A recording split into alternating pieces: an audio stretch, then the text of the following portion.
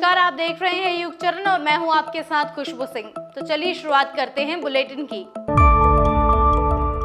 मुख्यमंत्री अशोक गहलोत और पूर्व डिप्टी सीएम सचिन पायलट के बीच खुलकर हुई अदावत चर्चा का विषय बनी हुई है।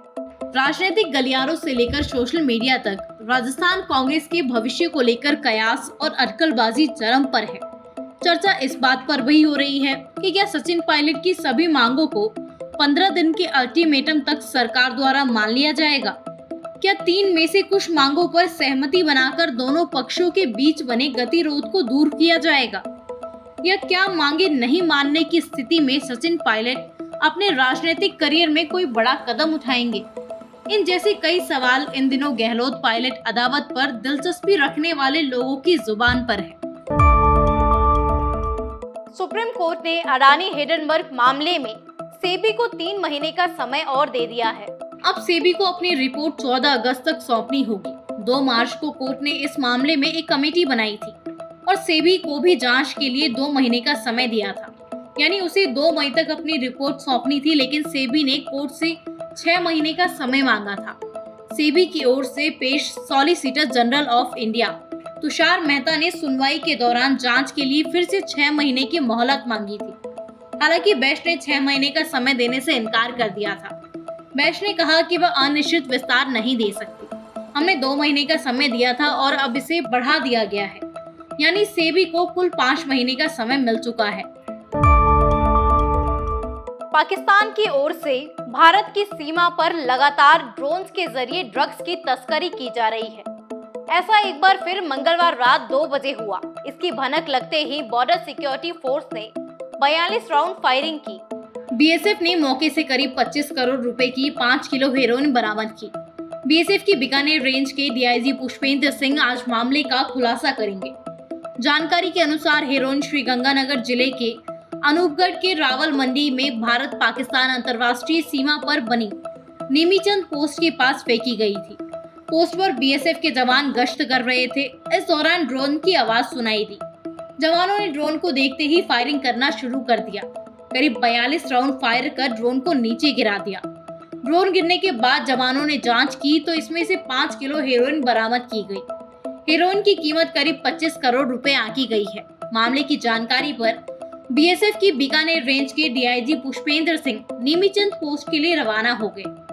वो वहां मौका मुआयना करेंगे और उसके बाद अधिकारियों से जानकारी लेंगे।